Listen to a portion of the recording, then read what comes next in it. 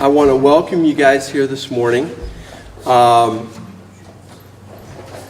Very, very glad that you guys are all here, and I hope even some more show up. So what we're going to do, I want you guys to relax, so if you need to go up and refill your coffee, if you need to go and get more chow, just get up whenever you want to. So this is going to be more like, I see I got takers on that. Let's treat this more like a workshop than a presentation or anything else like that. We want to be here to meet you guys' needs this morning. So in some small way, if we touch you guys in one area, in one kind of a thing, beautiful. That's exactly what we're shooting to do. So what we're trying to do is we are trying to meet your needs this morning. You guys are small group leaders, Sunday school teachers. There's some kind of a group that you're leading. Somewhere you have that. Where are your needs being met? So we want to provide that, at least beginning that, or we want to do that this morning. Also, we are interested in what you're doing. You are giving of your time to the area that you're in because you believe in it. You like it and you're willing to sacrifice your time for it. You believe God has you doing this thing. So we want to know. We want to share that with you. We want to know what's going on with you there. And we also want to find out how can we help you. So join me in prayer if you would this morning before we really launch. God, we ask for your presence here this morning. We ask you, God, to help us to bring our best self to this meeting today. Help us to have a goal inside of ourselves to meet the next guy's need. Help us when we split into smaller groups, God, to be interested in the other person, to be curious in the other person, to meet some needs today. We ask this in your name. Amen. So what we're going to do first is we're going to talk about what we're going to do first today for this hour and a half roughly that we have, hour and 15 minutes maybe, is we're going to have about 15, 20 minutes or so of teaching this morning. Then we're going to split into small groups, which is going to be, we're going to have guy tables and ladies tables. So, and I've already tapped guys and tapped gals who are going to lead discussion in these groups.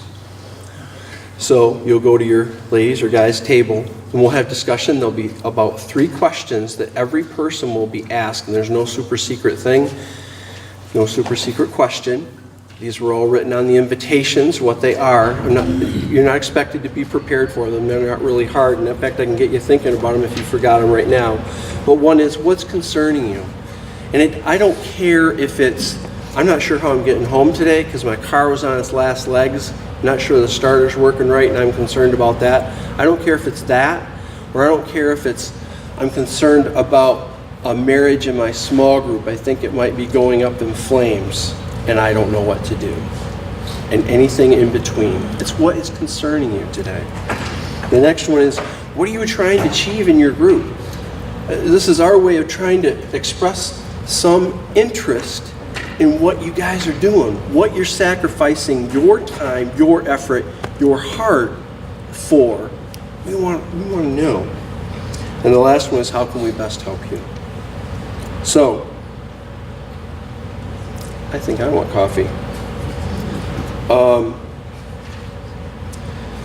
So what we're going to talk about today is something that will help you in your small groups, in your Sunday school class, in whatever group that you're in.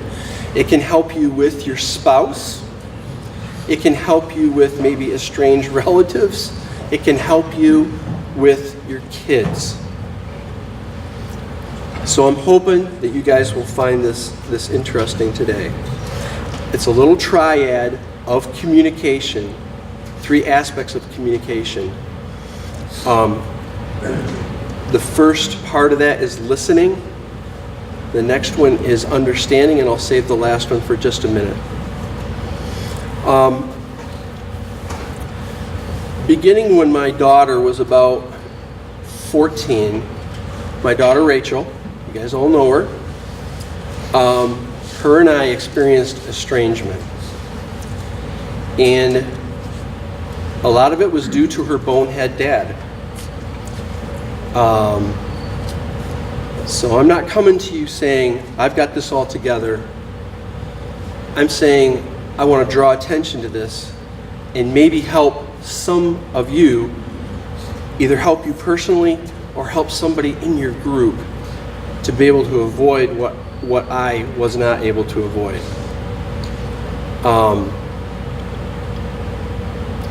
Just to complete that thought, it was probably when my daughter was she about 19?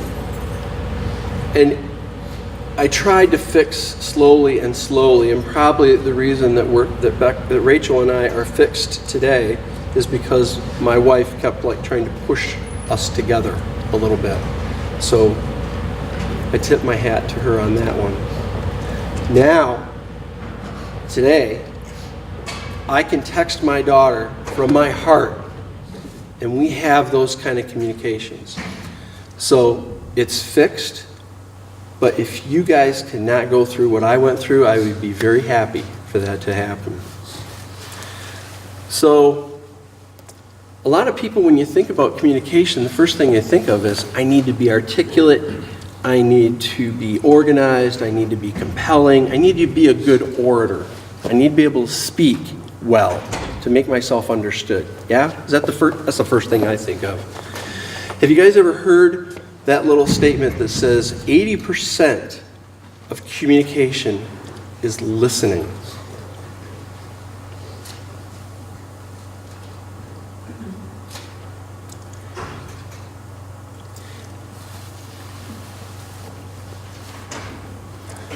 Let me ask, what do you think is the goal of listening? I just want to open it up to the whole group here. What's the goal of listening?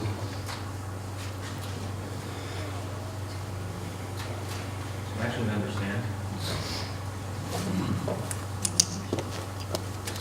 Sounds like you can teach this thing.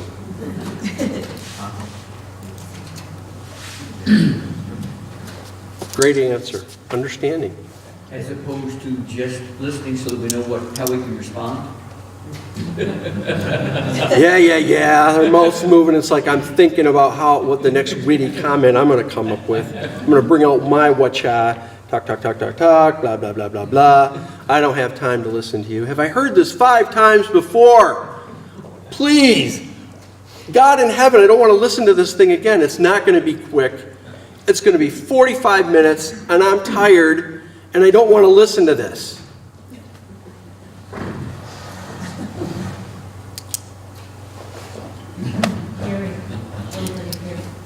Gary. Excellent.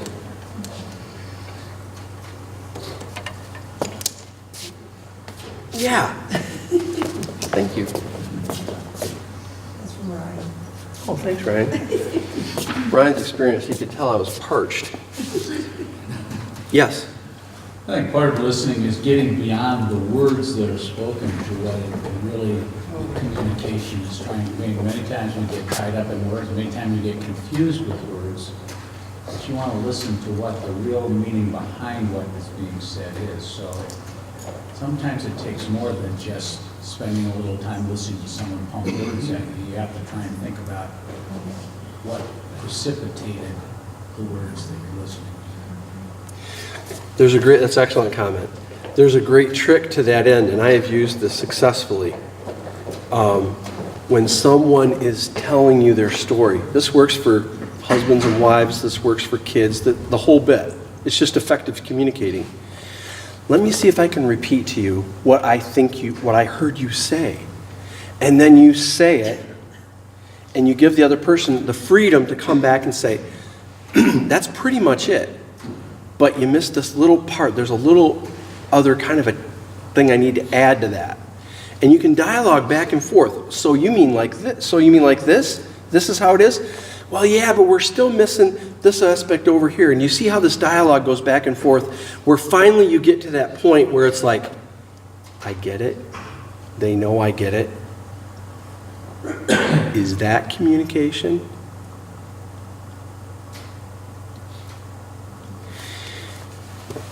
How do you think God listens to us? Do you think God listens to us like I kind of went off on my little rant about, do I have to hear this again? This isn't going to be quick. I don't have time for this. I'm tired. I don't want to listen to this. I don't want to do that. Is that consistent with how we view God listening to us? Come on, that's an easy question. Are there any verses that come to mind there? Like, we have a God that sympathizes with our weaknesses. When David says, when he asks God, I want God to hear my prayer, is that our concept of God, that he's just like, oh, come on, these people, why do I have to listen to this again? I've already went through this. We've already had this conversation. I Are there- think a lot of the verse that we mentioned, that is where the Holy Spirit really communicates for us when we can't think of the words that we need. He knows our heart and he communicates that to God in words that we can't come up with. So God listens to meaning. We can't hear you, Ben. Oh, I'm sorry. I think Well, sorry you missed it. That was really great. what we mean more than what we say. The verse that deals with how the Holy Spirit communicates things that we can't even put into words. He communicates. That's a good one. This is about the words of breakthrough and comes from the words of conscience. Our heart is conscious. So a great word that I heard, the excellent comments, you guys. Where is our heart? What are some other Bible verses that you think would fit into here? I mean, one that comes to my mind. Yes. Casting all your cares on him because he cares for you. Cares for you. Excellent.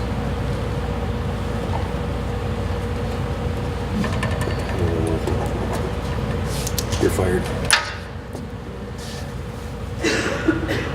And so is those who have been chosen of God, holy and beloved, put on a heart of compassion, kindness, very underrated quality, humility, gentleness, patience. Does this have something to do with our communication? So I've already kind of showed you how I kind of blew it with my daughter. I may not have said those words to her, but that's what was going on in my head. Do we have to go through this again? Those of you who are dads with daughters, listen up. Don't do what I did. We're here to show our kids how to do life, how to be patient, how to listen, how to listen with the goal of understanding, right? That's right where we started from. And when you feel you're at that point of, I understand, there's one little last step before you can get into like problem solving. Hey, how many of you guys think, hey, I'm a pretty good problem solver. You give me a problem, I can analyze it. It's almost like it's like throwing meat to the lion. Give me a problem. Yeah, I mean, now I'm engaged. Give me that. I want to do that. But there's a step we need to take before we start solving the problem. You jump right to that right ahead. It's a little word called validation, which is kind of tied into the process that it naturally falls that when Ken and I are having this discussion and he's pouring his heart out to me and I'm asking him those questions and I get it. And we're making that eye contact, and it's like, he knows that I know what's going on with him. And I actually do know it. And there's that point. And I can look him in the eye and I can say, man, that sounds rough. That sounds really hard. How long have you been going through that? That is validating where he is as a person, you guys. That is a relational skill to do that. And we all can begin today, even if we don't get it all perfect. Start with one part of that and work on to the next thing. Work on listening, not with do I have to listen to this person again? Do I have to do that? I don't have time for that. It's frustrating me. It's slowing me down. It's inconvenient. And maybe it is. But is that not what we're asked to do?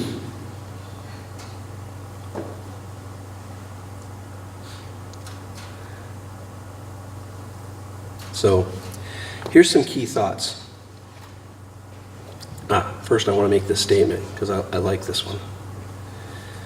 Actually, there's a couple here. Glad I wrote this stuff down.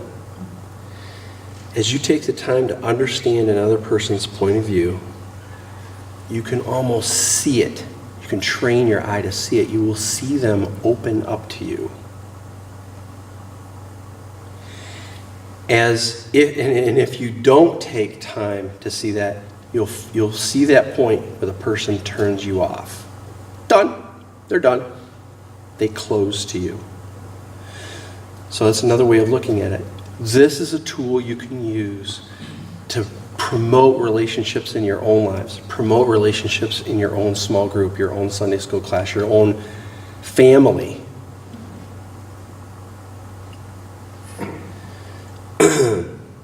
Skipping validation. And do you have kind of an understanding what we mean by validation? It's that statement of empathy, that statement of, wow, that sounds rough. What you're going through is really rough. You're agreeing with them that what happened to them, maybe it wasn't right, maybe it's just a hard thing, and you're acknowledging that it is. You're not saying, come on, get over it, it's time to move on. You're just simply understanding. Skipping validation is a classic blunder made by people who have a habit of treating problems more important than relationships.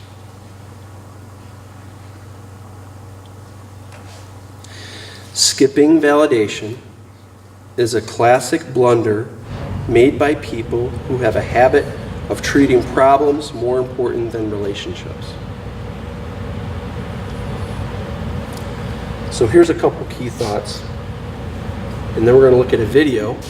I'm going to let you guys pick out, see those validating statements, see what's going on here, and I'll give you a little cue up to this movie. Respectful listening and understanding are key to making the validating statements that build relationship.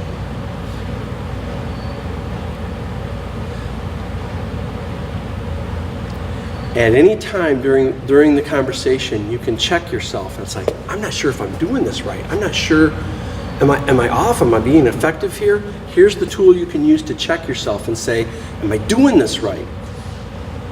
Curiosity about the other person during a conversation keeps us on the relational track.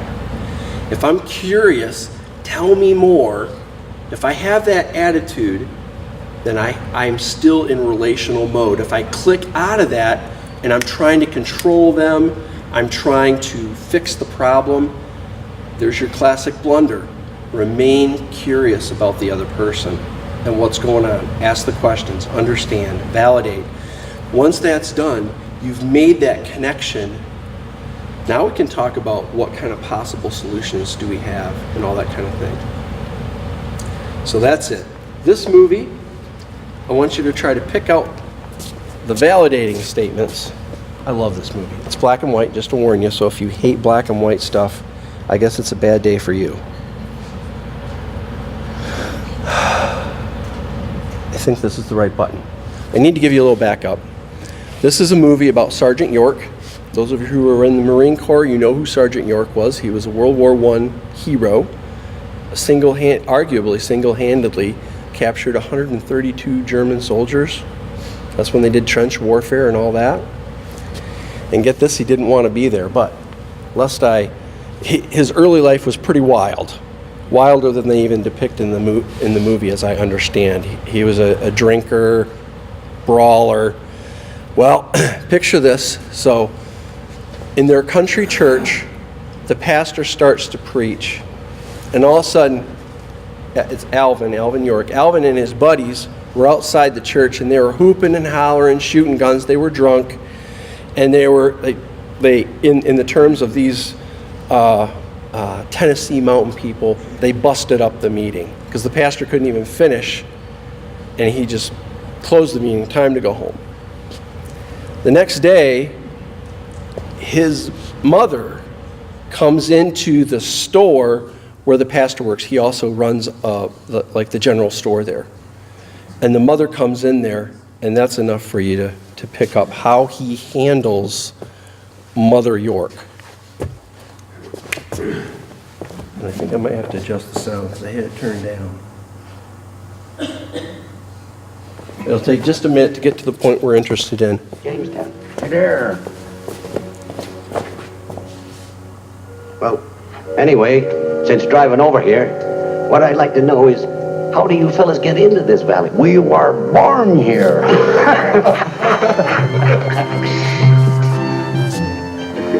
Now look, Mr. Pyle, I'd like to sell you some of these garments before the price goes up on account of the war. What war? Well, the war in Europe. Oh, that war. Yes, certainly.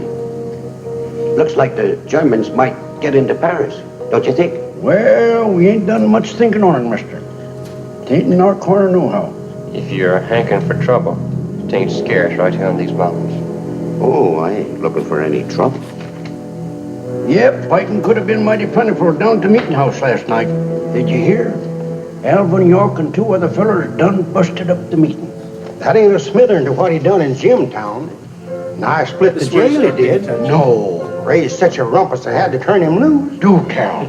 Old man Jarvis up Bear Creek way told me he seen the three of them riding their mules hell-bent for election towards the Kentucky border. I reckon the liquor were getting low and they wanted to get there before they sobered up. That's Mother York. Howdy, Mrs. York. Howdy, Luke. Howdy, Mother York. Tolerable, Pastor. What can I do for you today?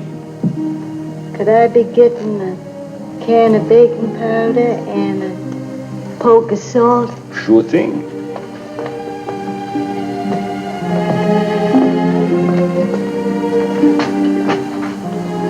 I ain't having but 5 eggs, and they're kind of puny. Oh, eggs are eggs, I reckon. It was plumb out of salt. Don't be taking it hard, Mother York. What you just heard. I ain't to take nothing hard, Pastor. And I ain't making excuses for Alvin to nobody. Of course you ain't. I ain't asking you to. I'm right proud of Alvin. Got a right to be. Works hard, Alvin does. Patching and scratching that poor land. It's mighty hard work, getting corn out of rocks. Indeed it is. Who's to blame him if it busts loose now and again? Nobody, Mother York, nary a soul. Of course, I ain't for Alvin doing like he does. Little religion wouldn't do him no hurt. No, 'twouldn't. Pastor, I wouldn't be again you talking to Alvin. You reckon it'd do any good? Well, wouldn't do no harm. I'll be riding up and having a talk with him. I'm thanking you, Pastor.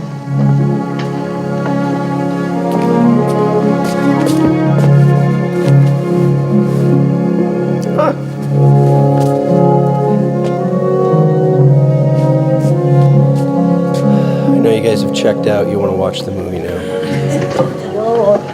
Actually, I do too. I reckon I know where your brother's at. Home. That's it. So what we're going to do now, did you catch it though? You saw the validating statements? Did you see her? Did you see her soften? Did you see her open? She was closed. I mean, she was getting hooted on coming right into the store to buy her stuff. Validating statements. She opens, and the pastor goes in and talks to him. Alvin eventually becomes a Christian. He becomes saved. But it's a great movie. I love it. I started watching this last night, and I was watching the scene. I just got sucked into it. Now, it's an hour later. It's like 11:30. It's like, oh man, I got to go to bed. So what we're going to do next is we're going to split. Looks like we got 1, 2, 3, 4, 5 tables. How many people do we have?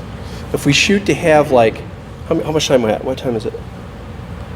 9:33. I'm too long-winded.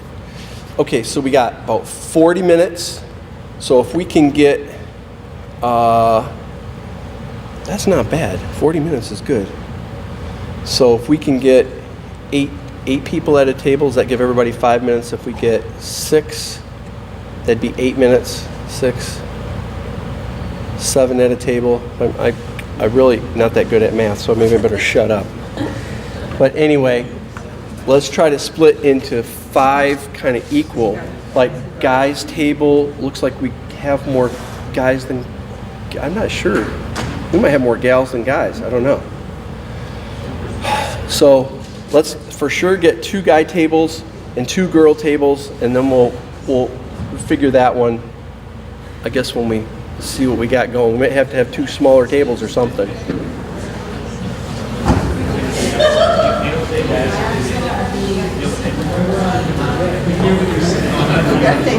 You know what? We even might have enough for like four people at a table plus the person I've tapped for a leader.